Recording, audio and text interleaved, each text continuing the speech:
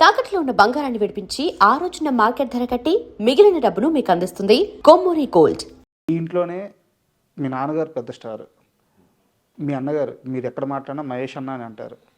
మీ అన్నగారు మహేష్ గారు పెద్ద పెద్ద సూపర్ స్టార్, కృష్ణ గారు సూపర్ స్టార్. మీరు ఎంతమంది స్టార్స్, విజయ నిర్మల గారు ఎంతమంది స్టార్స్ని చూసారు. అసలు మీ ఇంట్లో ఎన్విరాన్మెంట్ ఎలా ఉండేది? ఈ ఈ ప్రజలను ఇంట్లోకి ఆ సినిమా వాతావరణం తీసుకొచ్చే వాళ్ళ, లేకుంటే ఎలా క్యారీ చేసేవాళ్ళు వీళ్ళంతా? ఎప్పుడు అడగలేదు వాళ్ళని ఎలా క్యారీ చేస్తారని. నాకు తెలిసినంత వరకు వాళ్ళు ఎప్పుడు కాన్ఫిడెంట్గానే ఉన్నారు.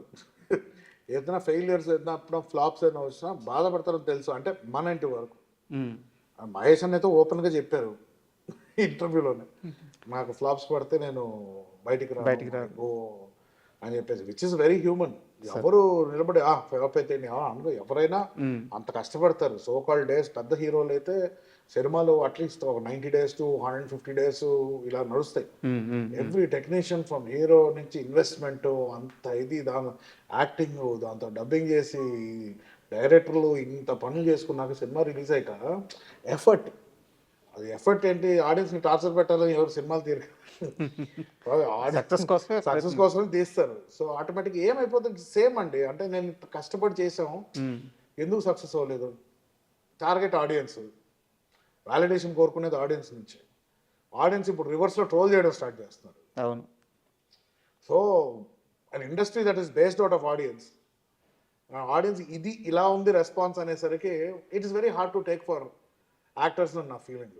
సో గుండెని డ్రై చేసుకుంటే మళ్ళీ యాక్టర్ కావడం కష్టం.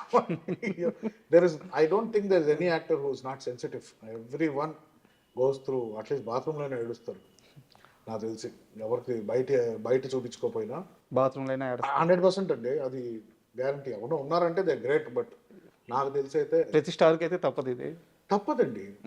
ఒక అదే అంటున్నా కదా, ఒక గాడ్ స్టేటస్, ఒక స్టార్ స్టేటస్ వచ్చాక to handle that fame is impossible. అది నా country like India where fanaticism, అంటే ఫ్యాన్స్ అనే వాళ్ళు ఫ్యాన్స్ కూడా కాదు, they transcended to different level. Correct.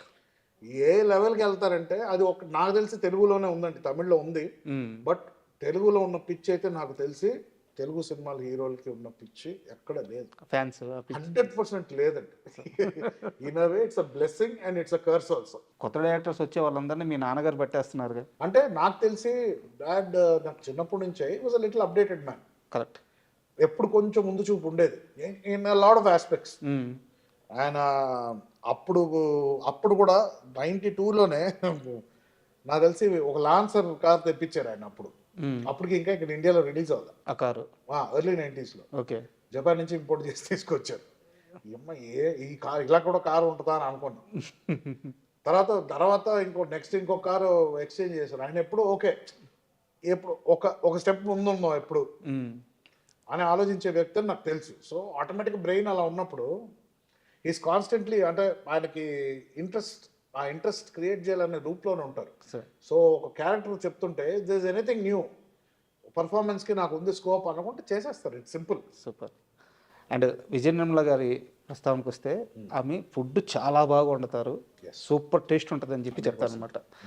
మరి మీకెందుకు స్టార్ హోటల్స్లో తినాలని కోరిక? నాకు తెలిసి కొన్ని లక్షల రూపాయలు మీరు స్టార్ హోటల్స్లో ఫుడ్ కోసం, బైక్స్ మెయింటెనెన్స్ కోసం కొన్ని లక్షల రూపాయలు ఖర్చు పెట్టేశారు అని తెలిసింది. నిజమా అబద్ధం? నిజమేనా? బైక్స్కి ఫుడ్కి ఆల్మోస్ట్ 15 years గ్యాప్. మీరు టైం లైన్స్ అంటే ఇంట్లో సేమ్ చెప్పాను కదండి, రూల్స్ ఎక్కువ అని. సో నా బాడీ తత్వమే చిన్నప్పటి నుంచి నేను లావుగానే ఉంటాను. సో నేను మధ్యలో సన్నపడిన సినిమాకి అదొక చిన్న ఇంత percentage of my life. So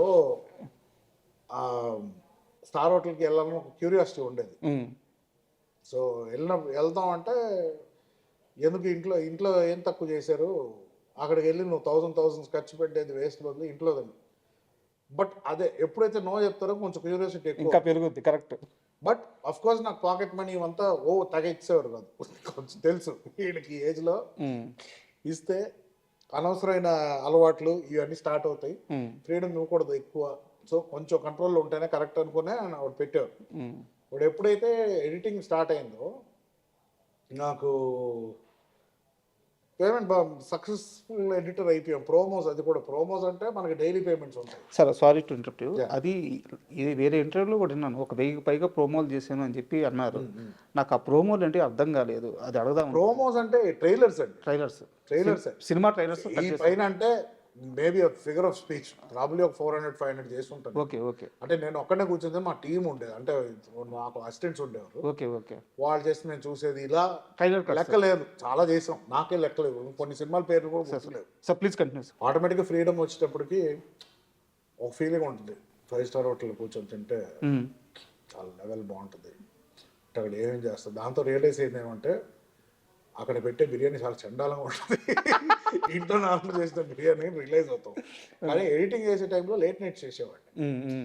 so late nights ఆకలేస్తే టక్ మన వెళ్ళిపోయేవాడిని.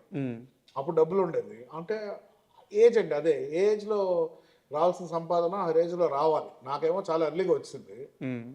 సో ఆ టైంలో ఏముంటుంది, కార్కి సిస్టమ్ వేయించుకోవాలి, పెద్ద స్పీకర్లు వేయించుకోవాలి, అందరు ఫ్రెండ్స్ అందరూ వేయించుకునేవారు, ఇంట్లో డబ్బులు ఇచ్చారు, మనకు ఉండేది కాదు. అది అడిగితే ఎందుకు కార్లో సిస్టమ్, ఎందుకు కార్లో ఇస్తారు కదా డిఫాల్ట్ చాలా మ్యూజిక్ వినడానికి పెద్ద స్పీకర్లు ఎందుకు అని అనేవారు.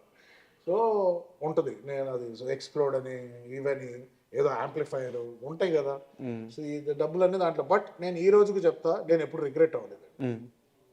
ఎందుకంటే ఈరోజు నేను కొంచెం ఆలోచిస్తా ఖర్చు పెట్టడానికి, అప్పుడు ఆలోచించే వయసు కాదు. సో అన్ని ఎక్స్పీరియన్స్ చేసి చాలా ఓకే స్టార్ హోటల్లో తిని లాస్ట్ ఇప్పుడు 5 స్టార్ హోటల్కి వెళ్దాం నేను అనండి, వెళ్తున్నాం. మీరు ఒక్క రోజులో పే చేసిన హైయెస్ట్ పే అని సార్ హోటల్లో? అంటే మాక్సిమం అంటే ఇప్పుడు 2004-5 ఉండేది. అంటే నార్మల్ అంటే బర్త్డే పార్టీ ఒకసారి ఇచ్చానండి, that will be the highest 20,000 something. Okay, అప్పుడు ఒక 7 పీపుల్ వెళ్ళాం. ప్రాబ్లీ ఈ రోజు ఇట్ విల్ బి మోర్. అవునవును, 10 రెట్లు. బట్ రెగ్యులర్ గా వీకెండ్స్ వెళ్ళేవాళ్ళం తినడానికి, 4-5 వేలు అయ్యేది. బట్ ఏంటంటే మనకి అది ఎయిటింగ్ ఎవరికి లెక్క చెప్పడానికి లేదు కదా. అవునవును, వచ్చేది తినేవాళ్ళం. అంటే నేను ఒక్కడే వెళ్ళేవాడిని కాదు, నలుగురు 5 వెళ్ళేవాళ్ళం, కూర్చునేవాళ్ళం, తినేవాళ్ళం, ఎంజాయ్ చేసేవాళ్ళం, వచ్చేవాళ్ళం. ఏసీ మంచి అట్మాస్ఫియర్, మైక్రోసాఫ్ట్ సిఇఓస్ వీళ్ళందరూ కూర్చొని ఉంటారు, మనకు ఒక పెద్ద ఫీలింగ్. వాడికి వెళ్ళి వీళ్ళతో మేము తింటా ఉంటున్నారు. సో ఒక పాయింట్ తర్వాత అక్కడ రెగ్యులర్ అయిపోయి స్టాఫ్ ఫ్రెండ్స్ అయిపోయి బుఫే వెళ్ళినా కూడా వాళ్ళు ఏం కట్టకండి సార్, బుఫేలు ఉన్నాయి, నేను ప్లేట్లు తెచ్చిపెట్టేస్తాం, కూర్చోండి మీరు చాలా తర్వాత అది అప్పుడు ఫ్రీ కాఫీస్ ఇచ్చేవారు. సో అంటే అక్కడ అడ్డాలాగా అయిపోయింది ఒక టైంలో.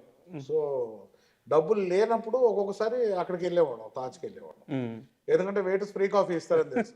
బయటికి అక్కడ బరిస్తాకి వెళ్ళినా 40-50 రూపీస్ ఉంది, లేకపోతే డైరెక్ట్గా తాజ్కి వెళ్తే ఒక కాఫీ అయినా ఫ్రీగా దొరుకుతుంది, ఒక 2 hours కూర్చోవచ్చు, ఏసీలో కూర్చొని మాట్లాడుకోవచ్చు, వచ్చేయచ్చు. ఇలాంటి కొన్ని బెనిఫిట్స్ ఉండేవి ఆ టైంలో. బట్ అలాంటి హోటల్స్కి చాలా రోజులు అయిపోయింది యాక్చువల్లీ. ఇప్పుడు బయటికి స్టార్ హోటల్స్ పెద్ద తేడా ఏం లేదు, అన్నీ ఒకటే ఇప్పుడు.